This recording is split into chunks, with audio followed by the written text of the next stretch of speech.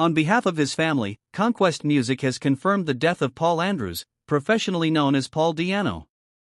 Paul passed away at his home in Salisbury at the age of 66.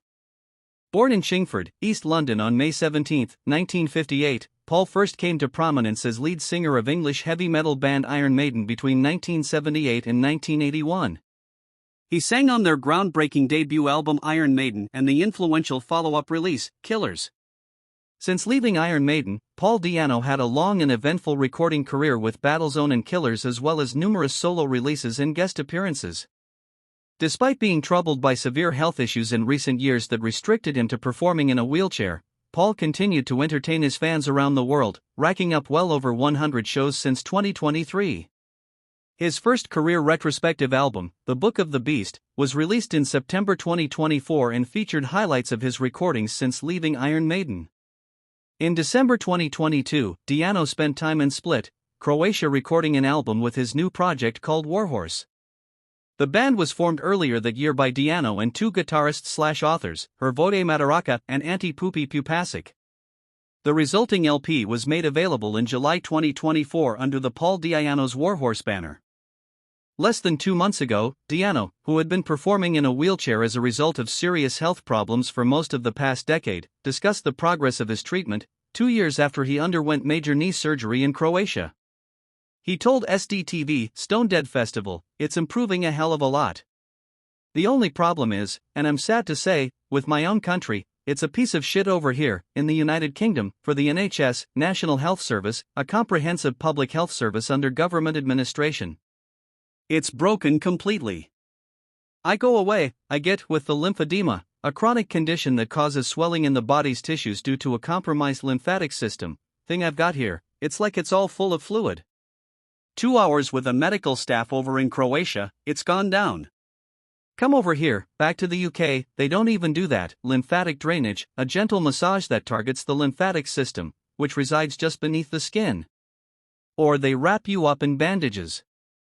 We just took them all off yesterday and put compression stockings on them. And they won't even put that on unless you go through all these channels. Fucking England, you're finished, mate." Paul also reflected on his recent meeting with the singer who replaced him in Iron Maiden, Bruce Dickinson, in Croatia. Bruce, who was promoting his new solo album, The Mandrit Project, performed with his solo band on July 13 at Hala Zagreb in Zagreb, where Dianno had been receiving treatment after undergoing his knee surgery. Paul said, "Our conversation was private, so I say no more. Everyone thinks that we hated each other, which is bullshit. That's the press for you. But we've known each other, obviously, from when he was in Samson and all that. So, yeah, it's all good." Dianno also discussed his meeting with Dickinson during a recent appearance on the Neil Jones Rock Show on Total Rock. He said, "Well, I can't tell you too much. I came out of the clinic I was in, 'cause I was going on stage that night, in Zagreb as well, doing signings basically, and I was gonna go up and do 3 songs with a Maiden covers band sort of thing. All I remember is my transport came to pick me up from the clinic. I'm like, where are we going? So I went down to this open-air concert thing. And Bruce was on stage. I was like, oh, I'm clueless. That was my initial thought. Anyway, so after it was all over, I went backstage. All of Bruce's band came down to say hello and all that stuff. They said, we're gonna come down and watch you later on, in about an hour or 2. And then next thing I know, Bruce came in. We just gave each other a hug, shook hands, and had a little chat, which is private, obviously. But, yeah, it's all good. But the press have put the bad things up about us, that we don't like each other, etc., etc. But, yeah, it's all good. He's had a little snipe at me over the years, and I'd snipe back occasionally, but yeah, it just kept it all interesting. Yeah, he's a great singer, man. Absolutely brilliant." Asked if that was in fact the first time he and Bruce had actually met in the flesh, as had been reported, Paul clarified, no, because, obviously, we had met when he was, with Samson, before he joined Maiden, and all that. In 2005, Dianno was asked by Classic Rock Revisited editor Jeb Wright about his previous comment that Bruce is a better singer for Maiden than he was. He said, yeah, I did admit that Bruce is a better singer for Maiden than me. I still do think that, but only related only to the Maiden albums that were made after my first two initial Maiden classic albums. My feeling is that I could never have stamped my mark properly on the Maiden albums that came after Iron Maiden and Killers, because Bruce's voice is much better suited to that material than my voice ever could be. However, that aside, I am not actually comparing our voices against each other either, as I feel as much as I could not sing Bruce's period of Maiden songs, Bruce definitely does not have and never did have the voice to replace me on the first two classic albums either. My voice is, and always will be, mega aggressive, and that is what helped make those first two classic albums what they are. On the other hand, Bruce's high-pitched, and sometimes operatic voice, is what has helped give the later albums their different character.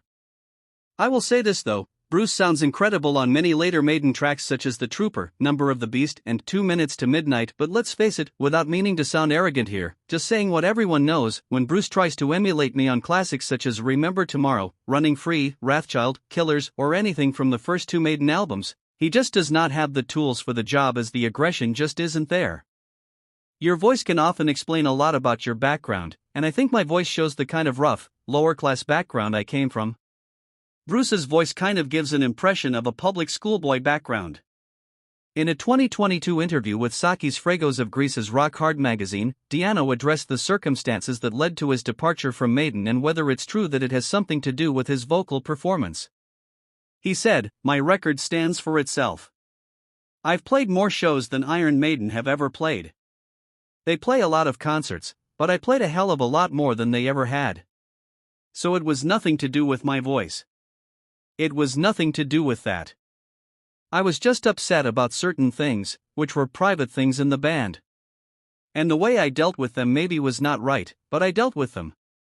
And that's the end of it. And that's as much as I'm gonna say."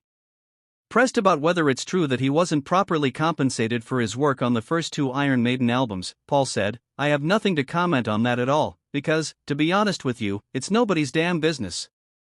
I got paid very well. I'm very happy with that. See, if I try to say, oh, Iron Maiden didn't pay me enough money, it's a bad reflection on Iron Maiden. And I'm not taking that. I got paid very well. They looked after me. End of story."